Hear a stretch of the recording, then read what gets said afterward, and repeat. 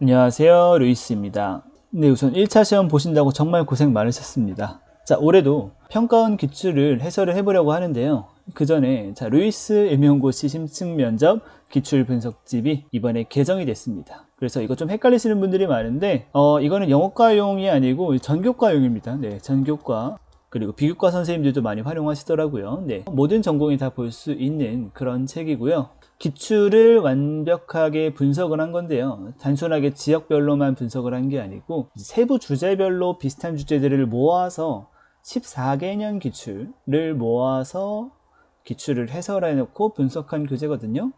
중등 면접만 뽑아서 그 중등 면접 특화 교재라고 보시면 되겠고요. 그래서 모든 기출 문제에 출제 의도 답변 방향을 수록하고 그리고 샘플 답안까지 구체적으로 들어가 있습니다. 연습 문제까지 있고요. 네. 그래서 작년에 처음으로 출간이 됐는데 네, 품절이 됐더라고요. 입소문을 탔는지 다행히. 그래서 올해 내용을 좀 더 많이 강화를 했습니다. 그래서 서점에서 한번 둘러보실 수 있으니까 한번 보시면 좋을 것 같고요. 해설을 시작하겠습니다. 평가원 면접입니다. 그래서 평가원 면접이 뭐냐? 교육과정평가원에서 출제한 문제고요. 거의 모든 지역에 다 해당됩니다. 특히 강원은 해당 안 됐었는데 올해부터는 평가원 출제 문제를 출제한다고 공지가 나온 상태고요. 그렇지만 보통 평가원 문제는 10분이거든요. 10분 동안 구상해서 10분 동안 답변하는 건데 강원도는 15분 준다고 하더라고요. 아직까지는 그렇습니다. 최종 공고에서 뭐 바뀔 수는 있는데 아직까지는 15분을 준다라는 얘기는 10분 다른 지역에서 10분 볼 거를 15분 보겠다라는 거니까 좀 더 답변을 구체적으로 준비를 해놔야겠죠. 그 대구는 평가원 면접 문제도 쓰고 자체 출제 문제도 씁니다. 그래서 평가원 문제는 이 지역들이 다 똑같은 문제로 시험을 보는 겁니다. 교육과정평가원에서 만들어서 각 지역교육청에 전달을 하는 거거든요. 그러면 서울이나 경기나 세종처럼 그 교육청에서 따로 문제를 내는 지역은 평가원 문제를 풀 필요 없냐? 절대 아닙니다. 말 그대로 평가원 면접 문제들은 많은 지역에서 쓰는 문제이기 때문에 어느 한 지역에만 해당되는 사항을 강조해서 문제를 낼 수가 없어요. 그래서 대표성을 가진 문제들이기 때문에 모든 지역에서 서울, 경기, 세종 포함해서 모든 지역에서 필수로 연습해야 되는 문제들입니다. 실제로 트렌드도 잘 녹아져 있고요. 현장을 잘 반영한 문제들이기도 합니다. 자, 구상형 1번부터 보겠습니다. 이번에 구상형 1번 문제는 메타버스 수업에 대한 얘기가 나왔는데 제가 작년에 이제 2차 시험 직전에 가장 중요한 키워드들을 몇 개 뽑아서 유튜브에 올렸었는데 거기서 강조했던 것 중에 하나였죠. 이제 인공지능, 에듀테크 기반 수업 방안 그런 문제가 나왔는데 여기서는 이미 진행을 했습니다. 네, 이미 진행을 했는데 이런 문제점이 생긴 거죠. 그래서 그런 문제점을 어떻게 해결할 것이냐라는 그런 문제가 나왔습니다. 자, 학생 A는 메타버스 수업을 선생님께서 하셨는데 이거 되게 낯설다, 익숙하지 않다, 실수해서 로그아웃도 했다 라는 얘기를 했고요. 학생 B는 화면 구성이 복잡해서 집중하기가 힘들었다. 학생 C는 새로운 형태 수업인데 왜 평가는 기존에 하던 대로 했냐, 메타버스 수업을 활용하지 않고, 이겁니다. 그래서 이 세 가지 전부 다 현장에서 요즘에 선생님들께서 이런 에듀테크 기반 수업을 굉장히 많이 연구를 하시고 적용도 하려고 하는데 이런 문제들이 실제로 발생을 합니다. 네, 실제로 있을 법한 그런 문제가 나왔습니다. 그래서 현장을 반영한 문제들이 계속 이렇게 나오고 있다는 것. 근데 어떻게 우리가 예비교사 입장에서 이런 현장이 어떤 분위기인지 어떻게 압니까? 그죠? 그래서 루이스 책이 여러분 현장 경험을 최대한 반영하려고 노력을 한 책이기도 합니다. 네, 어쨌든 그래서 이 문제를 어떻게 접근을 할까? 우선은 그 루이스 교재에는 기출문제 다음에 이런 출제 의도 답변 방향을 모든 문제에 넣어놨습니다. 왜냐면요, 처음 면접 준비하는 입장에서 이거 답변 준비하기가 굉장히 어렵거든요. 어떤 방향으로 얘기를 해야 되는 거지? 그렇다고 해서 모범 답안을 바로 보기에는 너무 도움이 안 될 것 같단 말이죠. 그래서 이 정도 여러분이 읽고 답변에 이런 식으로 한번 해볼까? 그 정도 감 잡는 용도로 이러한 코멘트를 다 남겨놨습니다. 그래서 읽어보면은 여기서 주의해야 될 것이죠. 메타버스 수업에서 문제가 생겼잖아요. 그러면은 메타버스 수업 말고 다른 방식으로 하는 게 좋겠다라는 얘기를 하면 큰일 납니다. 왜냐? 메타버스, 에듀테크 이런 수업들은 지금 교육의 가장 큰 트렌드 중에 하나입니다. 현장에서 많이 시도하고 있기도 하고 예산도 많이 투입이 되어 있고요. 그래서 최대한 메타버스의 장점을 활용하면서 이런 문제를 해결하는 것이 중요합니다. 그러니까 굉장히 쉽지 않은 문제였습니다. 그래서 메타버스 수업의 장점을 살리는 방향으로 해결하되 또 너무 추상적이면 고득점을 받기가 어렵습니다. 이 제시문 문제랑 최대한 연관지어서 해결 방안을 구상을 해야 되는 겁니다. 그러니까 쉽지가 않은 문제였죠, 사실은. 네. 그래서 루이스 심층 면접 기출 분석집에서 답안을 그대로 가지고 왔습니다. 자, 학생 A는요, 처음 이런 수업을 하니까 익숙하지 않고 접속 방법도 잘 몰라서 로그아웃도 됐단 말이죠. 그래서 수업에 익숙하지 않은 것이 문제였습니다. 그리고 이제 해결책을 여기서부터 제시를 해야 되는데, 여러분 해결책을 제시할 때는 첫 문장은 짧고 간결하게 하는 게 좋습니다. 핵심만 담아서 나는 이런 걸 하겠습니다 라고 굉장히 짧게 끊었죠. 그래야 전달력이 굉장히 높아집니다. 감독관 입장에서도 저걸 뭘 하겠다는 거지 궁금증이 생기기도 하고요. 그래서 짧게 주제문을 이런 식으로 언급하고 구체적인 설명은 그 다음 문장에서 이어져 나가는 패턴이 굉장히 좋습니다.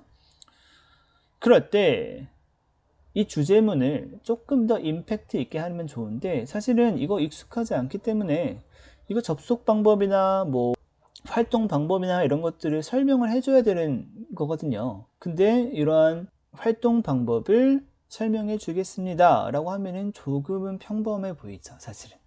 너무 뻔한 것 같고. 그래서 이런 것도 연습하면 좋습니다. 고득점을 위해서. 어서와 메타버스 수업은 처음이지 활동을 하겠습니다. 네. 이런 활동을 하겠다. 나름 독특하잖아요. 독특해 보이잖아요. 뭐 있어 보이는 거죠, 사실은. 근데 이런 거 할 때 또 중요한 게 이제 감독관도 알아들을 수 있을 만한 멘트를 해야 됩니다. 정말 나만 아는 그런 용어를 던지면은 굉장히 산으로 갈 수 있거든요. 그렇지만 이 정도는 감독관도 알아들을 수 있죠. 그래서 부연 설명을 바라주는 거죠. 첫 시간에 바로 수업을 들어가는 것이 아니고 메타버스 수업 접속, 조작 방법 이런 것들을 알 수 있는 활동을 진행하는 겁니다. 그렇지만 이것도 그냥 교사가 다 이러건 이렇게 접속해서 이건 하는 거야 라고 설명만 하면 또 학생들이 흥미를 잃을 수가 있거든요. 그래서 이 메타버스 수업 화면을 활용해서 뭐 연예인을 등장시켜서 퀴즈를 낸다든지 다음 중 뭐 어떤 접속 방법으로 옳은 것은 해서 뭔가 연예인 사진도 투입하고 학생들이 좋아할 만한 내용으로 방법을 소개한다면 훨씬 더 자연스럽게 익숙해질 수가 있는 거죠. 자, B 같은 경우에는 학생 입장에서 사실 화면 구성이 복잡하다. 자, 이거는 사실 교사의 관점에서만 수업을 구성해서 일어난 일입니다. 이거는 정말 모든 수업이 다 마찬가지인데 교사가 보기에는 PPT 자료든 이런 메타버스 자료든 문제가 없어 보입니다. 그러니까 그대로 수업을 했겠죠. 그렇지만 학생의 입장에서는 다를 수가 있거든요. 그래서 학생 입장에서 수업을 바라보는 연습이 필요합니다. 그래서 수업 시뮬레이션을 하겠습니다. 역시 이렇게 짧게 주제물을 던져주고 난 다음에 부연 설명을 해주는 거죠. 수업 준비를 끝내기 전에 수업 준비입니다. 네, 수업 준비를 다 했다 라고 끝내기 전에 학생의 관점에서 이 수업을 쭉 진행을 해보는 겁니다. 이런 시뮬레이션을 하는 거죠. 특히나 저도 자주 하는 방법인데 이제 수업에서 조금 이 학생은 따라가기 힘들어하는 학생을 한 명 떠올리는 거예요. 예를 들어서 루이스, 걔 맞아. 걔가 이 수업을 잘 따라올까? 걔의 관점에서 한번 이 수업을 한번 쭉 보자 라고 하다 보면은 얘는 여기서 좀 어려워하겠다라는 게 보입니다. 그래서 그것을 좀 더 쉽게 바꿔주는 거거든요. 그래서 이거는 사실은 이 메타버스 수업뿐만 아니라 모든 수업에서 적용할 수 있는 만능 아이디어라고 볼 수 있습니다. 그래서 이런 만능 아이디어도 여러분이 따로 정리를 해놓으면 좋습니다. 그래서 학생 입장에서 쭉 화면을 보면서 이 화면에서 너무 많은 내용을 담고 있구나 라고 하면 화면을 단순화하고 이 화면에서 학생들이 집중하기가 좀 어려울 것 같아 라고 하면은 줌 기능으로 확대하는 계획을 세우고 이런 식으로 개선을 한다는 거죠. 그래서 이 제시문과 완전히 연계를 해서 또 메타버스의 장점을 살리면서 하는 게 중요하다. 자, C 같은 문제점은 메타버스를 활용한 평가 방식인데 여기서는 이런 걸 제안해 봤습니다. 갤러리 워크 동료 평가입니다. 이게 현장에서 종종 쓰이는 방법 중에 하나인데, 갤러리처럼 말 그대로 미술 작품을 볼 때 사람들이 이런 식으로 이렇게 보잖아요. 이렇게 돌아다니면서 이렇게 보잖아요. 그쵸? 이렇게. 이 방식으로 평가를 활용하는 거죠. 그렇지만 여기서는 메타버스의 장점을 활용하는 게 포인트라고 했잖아요. 그쵸? 그래서 요거를 온라인 공간, 메타버스 공간에서 요거를 구현을 하는 겁니다. 충분히 가능하거든요. 뭐 제페토나 뭐 이런 것도 잘 나오고 요즘에. 그래서 아바타를 활용하는 겁니다. 아바타.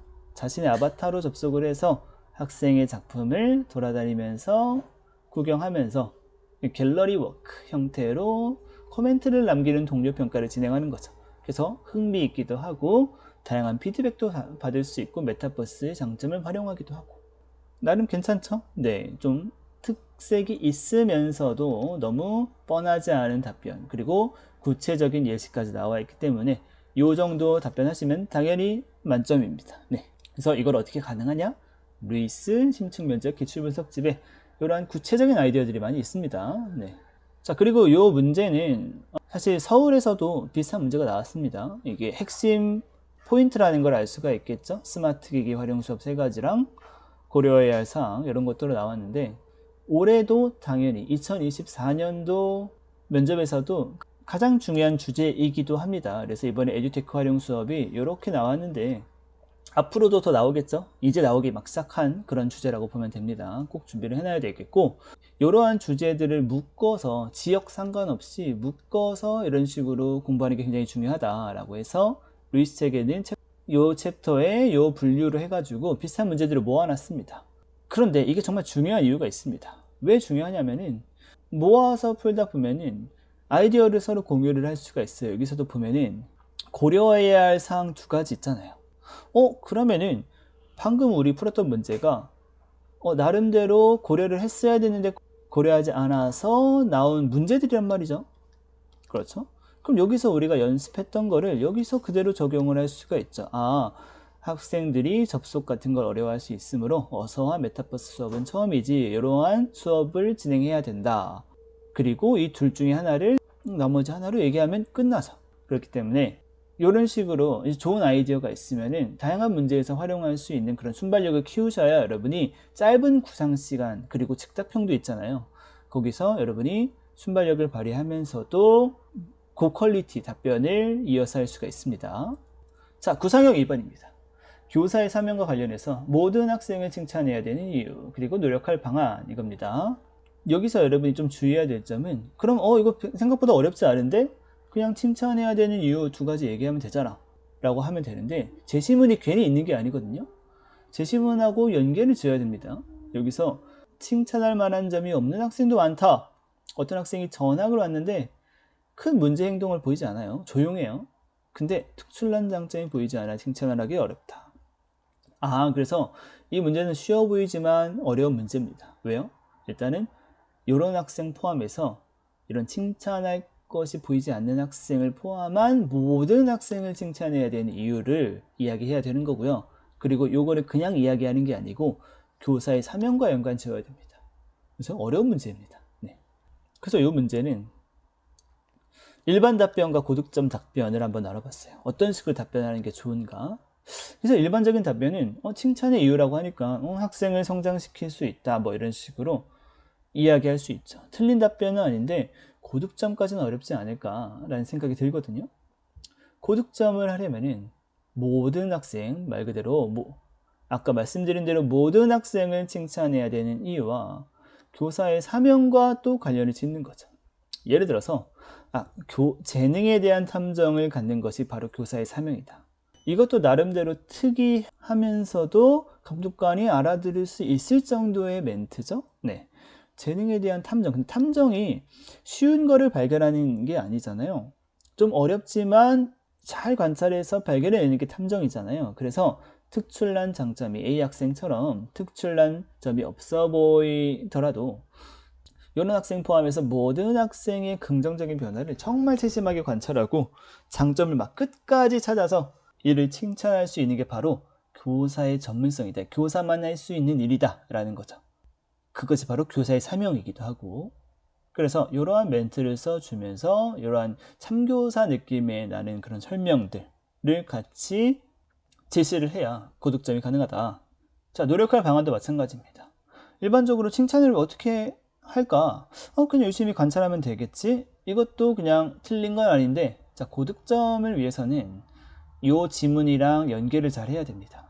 그래서 이 학생은 특출난 장점이 보이지 않는다고 했잖아요. 여기서는.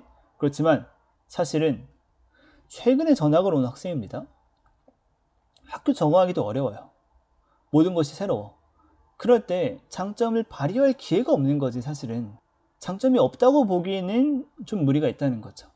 그래서 이런 멘트를 좀 해주면서 낯선 환경 속 발휘할 기회가 없었기 때문에 우선은 적응을 잘할 수 있게 교사가 관계 형성을 먼저 해줍니다. 그래서 따뜻한 미소를 보낸다거나 안부를 한 번씩 복도에서 만났을 때 물어본다든지 이런 식으로 학생을 좀 편안하게 해준 다음에 학생과의 상담을 통해서 한번 어떤 역할을 한번 맡아보고 싶은 역할이 있니? 라고 물어보는 거죠. 교실 속에서.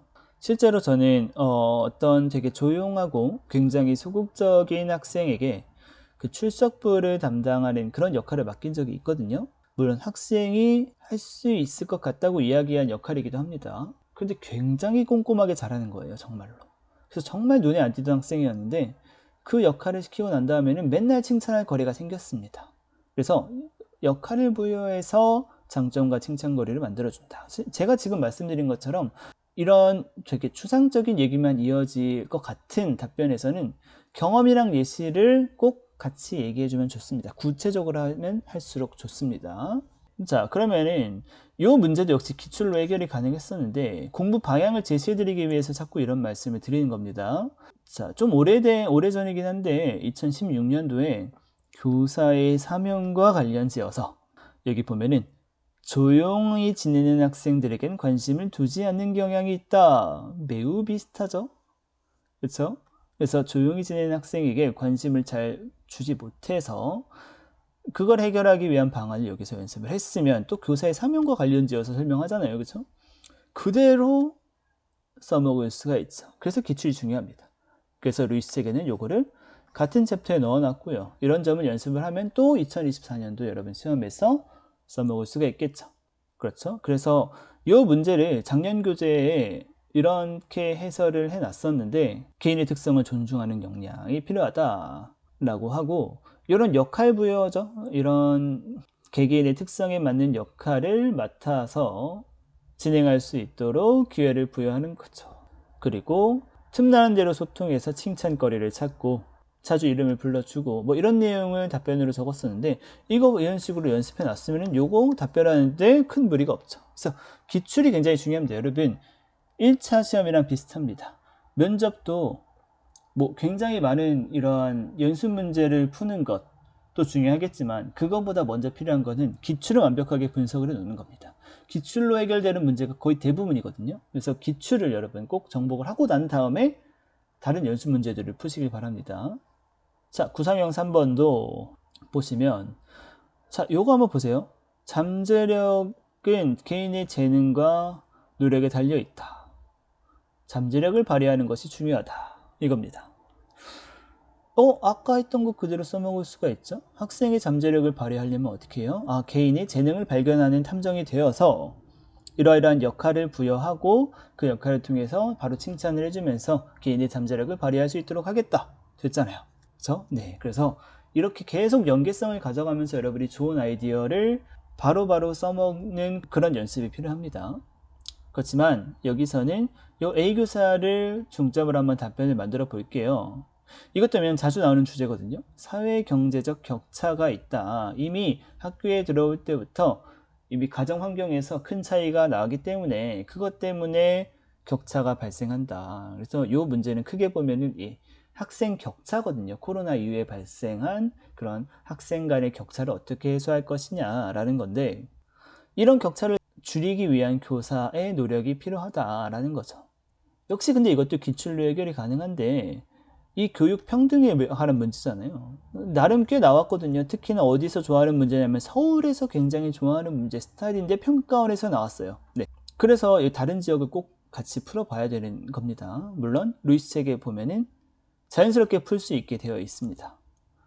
그래서 이렇게 지금 같이 구성을 해놨는데 같은 챕터에 2018년 서울에서 이런 문제가 나왔습니다. 우리에게 가장 필요한 교육관이 무엇이냐? 라는 건데 토끼와 거북이가 출발선이나 결승선 뭐 이런 식의 기준으로 좀 다른 위치에 있는 그런 그림인데 거북이가 아무래도 느리죠. 네, 아무래도 느린데 이 서울에서 좀 좋아하는 그런 방식은 B거든요. 거북이는 이미 느리다는 거죠. 그쵸? 이미 학교 들어올 때부터 좀 뒤처지는 상황입니다. 그래서 사회 경제적으로 보면은 이미 가정 환경에서 충분한 지원을 받지 못한 학생들이 지금 충분한 지원을 받은 학생과 같이 입학을 한다는 거죠. 그렇기 때문에 이 학생들에게 좀 더 많은 지원을 해줘야 되는 그런 정의로운 차등을 강조하거든요. 그래서 요거를 풀어봤으면은 요거를 답변하는데 크게 무리가 없겠죠. 그래서 이런 식으로 기출로 기출을 여러분 해결하는 연습을 꼭 해주시길 바랍니다.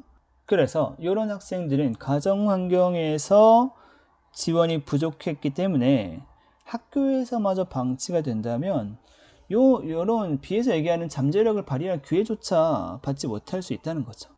그래서 가정 환경을 바꿀 수는 없으니까 이 학생의 잠재력 발휘를 위해서는 이 교사만이 할 수가 있다라는 거죠.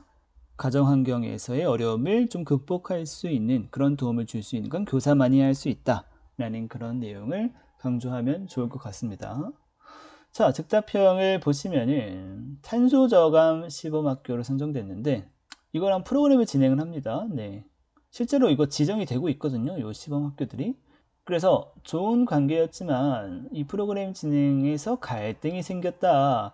나는 학생 참여형 다양한 이벤트를 여는 게 중요하다라고 생각했지만 비교사는 교과 수업에서 연계를 하는 게 중요하다라는 겁니다.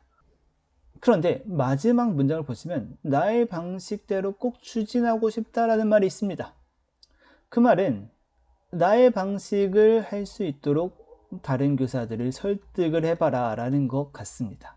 그래서 다른 사람 의견에 따라간다 이런 답변이 아니고 설득을 해야 되는 거죠. 이렇게 근데 동료 교사와의 관계랑 관련된 문제들은 굉장히 많이 나오는 문제들입니다. 동료 교사의 갈등, 특히 평가원에서도 많이 나오고 요즘에 보면은 뭐 경기나 서울 이런 데서 나오더라고요. 그래서 유형화가 가장 중요한데 이거는 동료 교사와의 갈등 분야입니다. 근데 이것도 역시 무리한 부탁을 하는 경우, 동료 교사의 부탁을 거절해야 되는 경우, 뭐 다양한 경우가 있겠죠? 근데 여기서는 동료 교사의 의견이 충돌할 경우라고 여러분이 유형화를 시키는 게 좋고요. 그래야만 패턴이 완성이 되거든요. 그래서 이렇게 동료 교사의 의견이 충돌할 때는 나는 이런 패턴을 써야겠다라는 그런 준비를 해 놓으셔야 됩니다. 각 상황별로. 물론 루이스 책에는 다양한 상황의 패턴이 나와 있긴 합니다. 그래서 공감 인정부터 하고 나의 입장을 자세하게 설명한 다음에 절충안을 찾아야겠다. 일단 상대방을 공감해주고 인정하는 건 중요하죠. 이 교사의 입장도 당연히 존중을 해줘야 되는 거죠. 당연히 교과 수업에서 연계를 진행을 해야 학생들이 자주 이 탄소 저감이라는 주제에 대해서 자주 배우고 자주 노출이 될 수 있기 때문에 이 연계 프로그램이 굉장히 중요합니다. 그래서 그거를 충분히 공감하고 충분히 인정해주는 말을 먼저 하고 난 다음에 그렇지만 나의 방식을 설득을 해야 되므로 나의 입장을 이야기해야 됩니다. 구체적으로 이야기해야 되는데 설득력을 갖춰야겠죠? 그래서 여러분이 여기서 고득점을 할 수 있는 방안이 바로 여기에 있는데 이 주제가 탄소 저감, 환경교육 이런 것들이 최근에 가장 중요했던 이슈 중에 하나이기도 합니다. 기출문제도 최근에 많이 나왔고요. 그래서 이걸 그대로 넘어갈 수가 없습니다. 그래서 여러분이 그러한 탄소 중립 아니면 환경교육 이런 데서 준비했던 답변을 바로 여기다 써먹는 겁니다. 예를 들어서 내가 이런 답변을 준비해 놨었다. 다회용품 사용 인증 릴레이라는 건데 뭐 예를 들어서 저희 학교에서도 애들이 했던 방식인데 이 종이컵을 쓸 거를 이제 텀블러를 쓰는 것을 인증샷을 올려서 SNS에 올리고 장 보러 갈 때 장바구니를 꼭 챙겨가는 것을 인증샷을 찍어서 올리고 이런 것들로 인증 릴레이를 SNS에 해가지고 뭐 추첨을 통해서 선물도 주고 뭐 그런 프로그램이거든요. 그래서 이러한 성공 사례를 여기 나의 입장에다가 소개를 하는 거죠. 인근 학교에서 이런 걸 진행했는데 굉장히 성공적이었다고 한다. 아니면 직접 경험했던 걸 이야기해도 되고요. 그러면 설득력이 훨씬 높아지죠. 그리고 요런 것도 준비를 했다는 것을 내가 어필을 할 수가 있죠.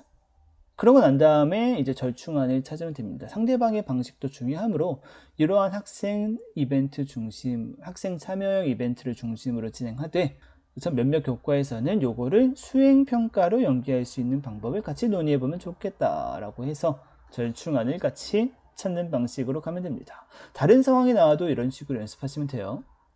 그래서 이 문제도 역시 기출로 해결이 가능한데, 여러분 보세요. 바로 전년도입니다.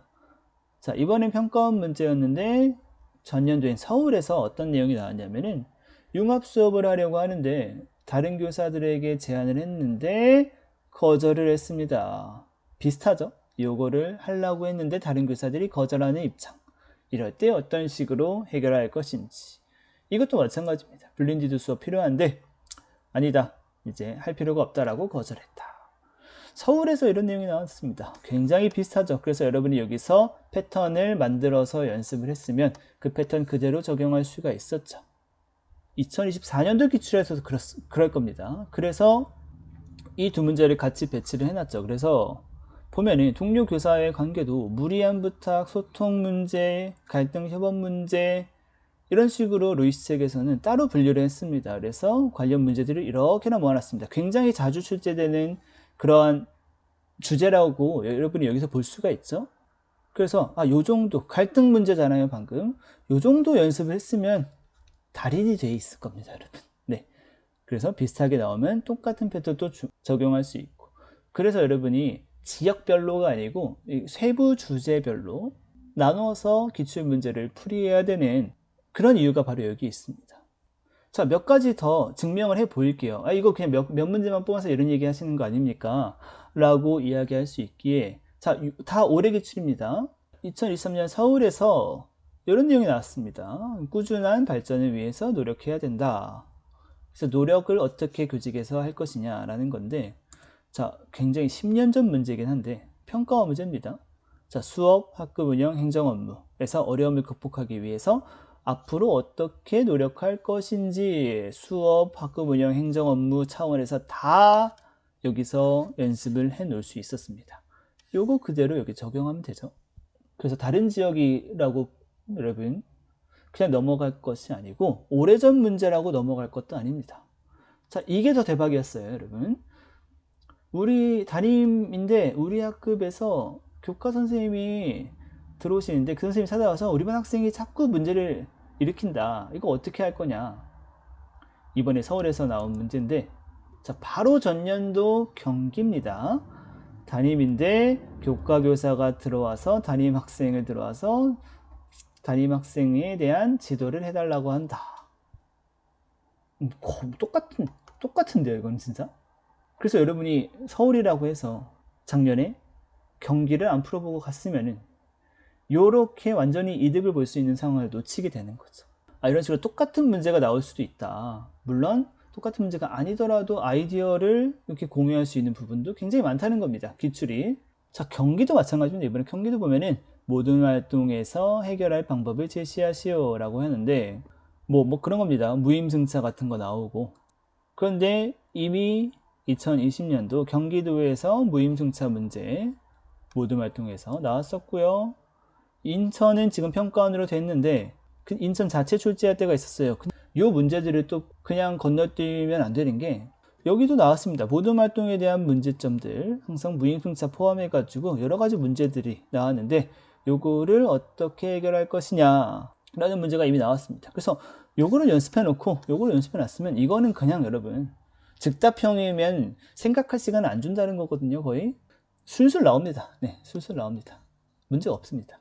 그래서 같은 챕터로 다 넣어놨기 때문에 여러분 충분히 연습을 할 수가 있고, 자, 요것도 마찬가지입니다. 이번에 경기도에서 나왔는데, 자, 학생 A와 B가 서로 뭔가를 잘못해서 얘가 더 나쁘다, 제가 더 나쁘다 이러고 있습니다. 근데 2021년 서울에서 여기서도 진영이랑 철수가 서로 뭔가를 잘못해서 이걸 어떻게 회복시킬 거냐라는 그런 문제가 나왔습니다. 이게 회복적 생활교육 물어보는 거거든요. 그래서 이것도 여기서 연습했던 패턴 그대로 적용할 수가 있겠고요. 그래서 여러분 기출을 해결하는 경우가 굉장히 많습니다. 더 증명해 볼까요? 뭐 세종도 마찬가지입니다. 학교 자치 활성화 방안 이런 거 나왔는데, 자, 학교 자치 활성화 방안 여기서 연습을 할 수 있었죠, 사실.